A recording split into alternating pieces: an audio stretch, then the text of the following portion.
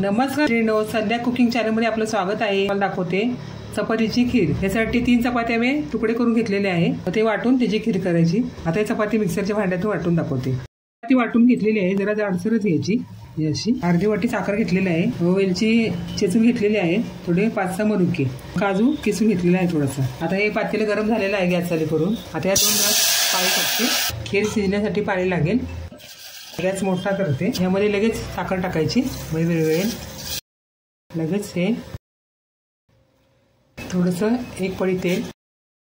पाणी उकळलेलं आहे, गॅस तिने बारीक करून घेते। चपातीचा वाटलेली त्यात टाकते, थोडी घालून घेते। 2 मिनिटाचं ठेवायचं, गॅस बंद करून टाकते। झाकण लावून थोडे 2 मिनिटं ठेवते।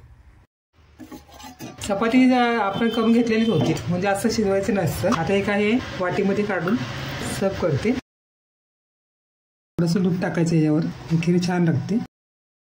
थोडे बदामाचे तुकडे टाकलेले आहेत। माझी झालेली चपातीची खीर झालेली आहे। या चपात्या रात्रीच्या होत्या। माझ्यासारख्या तुम्ही असे चपातीची खीर बनवा, फार टेस्टी झालेली आहे। संध्या कुकिंग चॅनलला लाईक करा, शेअर करा, सबस्क्राईब करा, ऑल ऑप्शनचं बटन दाबा। काय कमेंट असेल तर कमेंट करा। पुन्हा नवीन व्हिडिओ भेटूया। बाय।